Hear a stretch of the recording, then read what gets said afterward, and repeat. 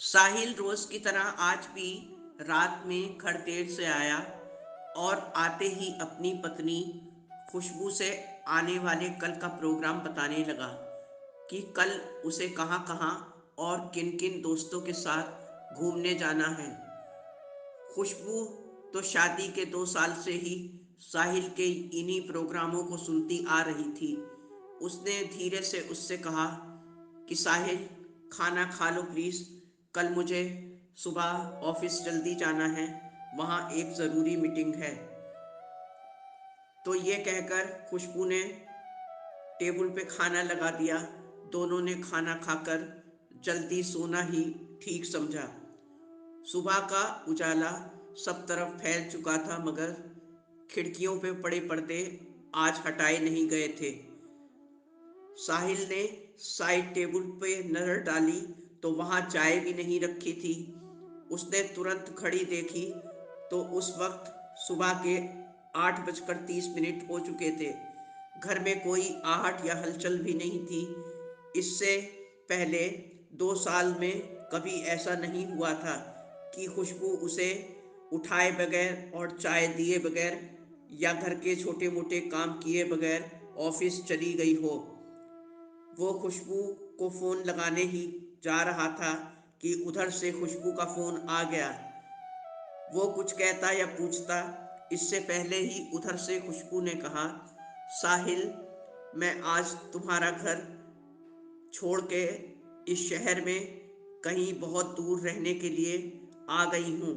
तुम जानते हो कि मैं तुम्हें कितना प्यार करती हूँ, मगर मैं तुम्हें इस तरह बर्बाद होते नहीं देख सकती। तुम कोई नौकरी या बिजनेस कुछ भी नहीं करते हो।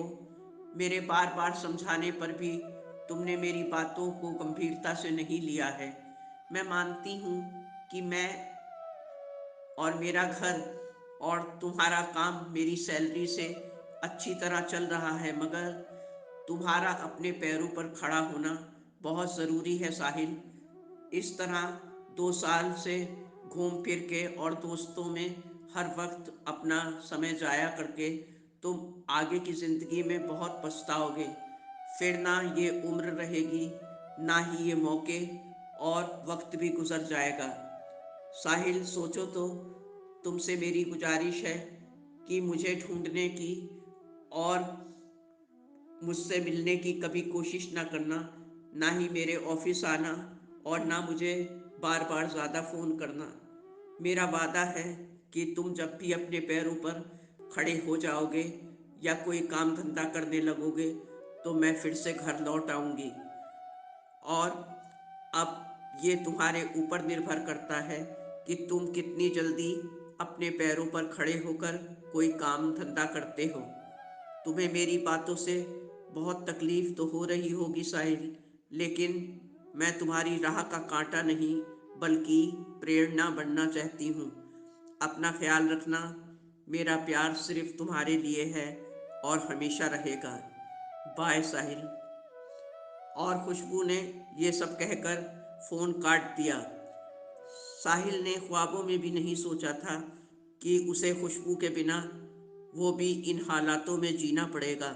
वो बहुत परेशान सा हो गया, लेकिन फिर उसने तुरंत फ़ोन करके खुशबू से ये गुजारिश की कि तुमने अगर अलग रहने का फ़ैसला कर ही लिया है तो प्लीज़ अपने मायके में सबसे खबर कर दो, नहीं तो घर वाले बहुत परेशान होंगे और उल्टे सीधे कयास लगाएंगे हम दोनों के बारे में।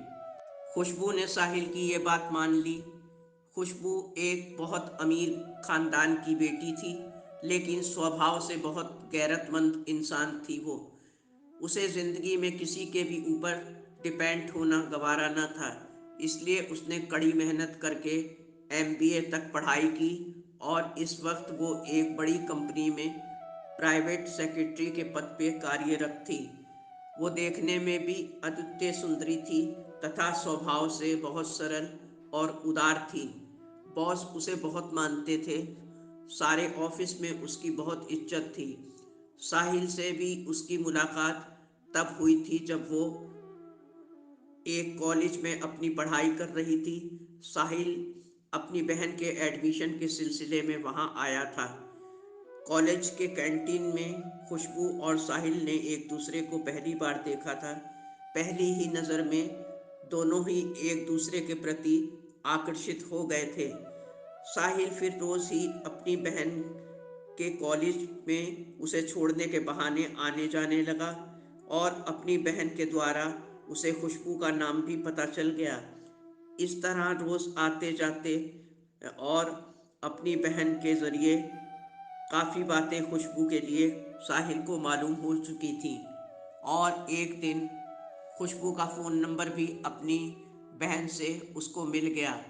फ़ोन नंबर मिलते ही साहिल ने उसे रिक्वेस्ट सेंड की तो उधर से भी खुशबू ने जवाब दिया।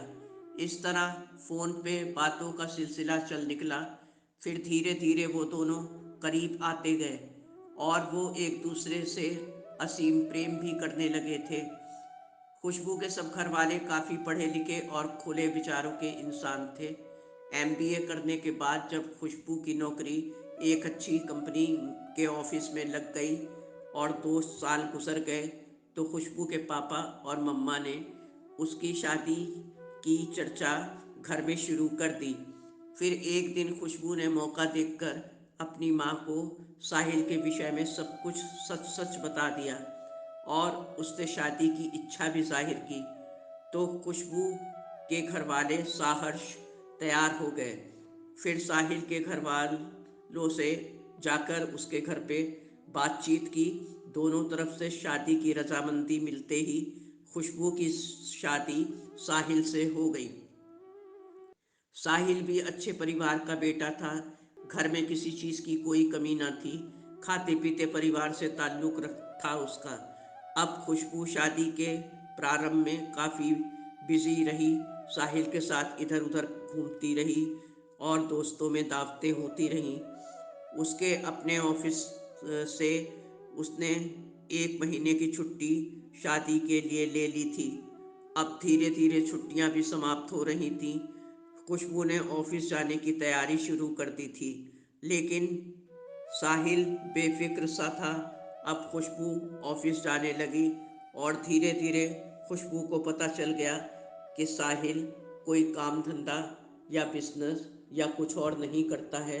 सिर्फ दोस्तों के साथ सुबह से लेकर शाम तक घूमना ही उसकी दिनचर्या में शामिल है। ये सब देख के खुशबू को बहुत दुख हुआ, क्योंकि काम काज ही पुरुष का गहना होता है। इस तरह साहिल को बहकता देखकर उसने कई बार साहिल को समझाने की कोशिश की तो वो हंसकर टाल देता कि कर लेंगे काम धंधा भी, अभी बहुत उम्र पड़ी है, अभी तो हमारे हंसने खेलने के दिन हैं। इस तरह रोज़ रोज़ बात आई गई हो जाती। काफ़ी वक्त गुजरता जा रहा था। अब खुशबू का दिमाग काम नहीं कर रहा था कि कैसे साहिल को रास्ते पर लाया जाए। इसी कश्मकश में 2 साल गुजर चुके थे। अब खुशबू बहुत चिंतित रहने लगी। फिर उसने एक ठोस और कड़ा फैसला अपने दिमाग में ले ही लिया कि मैं साहिल से अलग हो जाऊंगी, तभी वो कुछ कर सकेंगे, वरना मेरे साथ रहते वो कभी कुछ ना कर सकेंगे। फिर अपने इसी फैसले के तहत खुशबू ने एक फ्लैट घर से बहुत दूर किराए पर लिया और एक रात साहिल के सोने के बाद चुपके से उस फ्लैट में आ गई। सुबह साहिल को सब कुछ उसने फ़ोन पर बता दिया। अब साहिल के फ़ोन भी खुशबू के पास कम ही आते। फिर अचानक एक दिन खुशबू के पास साहिल का फ़ोन आया कि मेरी नौकरी लग गई है खुशबू, और ये नौकरी करते हुए मुझे 2 महीने गुजर चुके हैं। एक कंपनी में मुझे मैनेजर के पद पर काम मिला है। अब मैंने सोचा कि कुछ दिन नौकरी कर लूँ फिर तुम्हें बताऊँगा। तुम चाहो तो मैं तुम्हें एड्रेस दे रहा हूँ, मेरे ऑफिस में इस सच्चाई का पता कर सकती हो। खुशबू ने खुशी भरी आवाज़ में कहा, साहिल, मुझे तुम पर पूरा यकीन और भरोसा है। यकीन मानो मेरा कि ये फैसला मेरे लिए बहुत वेदना और दुख से भरा हुआ था। तुमसे दूर होके मैंने तुम्हें बहुत मिस किया है साहिल। मैं बहुत रोई हूँ, तड़पी हूँ। साहिल, लेकिन तुम्हारी ज़िंदगी को रोशन करने के लिए इस विष का प्याला मुझे पीना ही था। साहिल, आज मैं बहुत खुश हूँ। अगर हो सके तो मुझे माफ़ कर दो, क्योंकि मैंने तुम्हें बहुत तकलीफ़ दी है और तुमसे बिना पूछे ही यहाँ आके रहने लगी हूँ। साहिल, मैंने तुम्हें बहुत कष्ट दिए हैं। ये कहकर खुशबू फ़ोन पर ही रोने लगी। तो उधर से साहिल ने भी भावुक होकर बहुत प्यार से खुशबू से कहा, अरे पगली, रो नहीं। अगर तुम ऐसा करती ना तो ना जाने कब तक मैं भटकता रहता और अपनी जिम्मेदारियों से भागता रहता। मैं तुम्हारा आभारी हूँ। मैंने भी ये सोच लिया था कि अपना मुंह अब तुमको तभी दिखाऊंगा जब मैं किसी काबिल हो जाऊंगा, और आज मैं फिर से तुम्हारे इंतज़ार में हूँ। अब देर ना करो खुशबू, दरवाज़ा खोलो। मैं तुम्हारे फ्लैट के बाहर ही खड़ा हूँ। तुमको देखकर मैं कहीं कमज़ोर ना पड़ जाऊँ, इसलिए तुम्हारे फ्लैट का पता चलने के बाद भी मैंने कभी तुम्हें ना जताया कि मैं तुम्हारे फ्लैट को जानता हूँ कि कहाँ रह रही हो, और ना ही मैं तुम्हारे सामने आया। इतना ही बात सुनकर अपने फ़ोन को बेड पर फेंक कर खुशबू तेज़ी से खुशी से भागी साहिल के लिए दरवाज़ा खोलने, और उसे देखते ही अमरबेल की तरह साहिल से लिपट गई। आज फरवरी का महीना भी था और हक डेट था। दोनों फिर कभी न बिछड़ने के लिए एक हो चुके थे।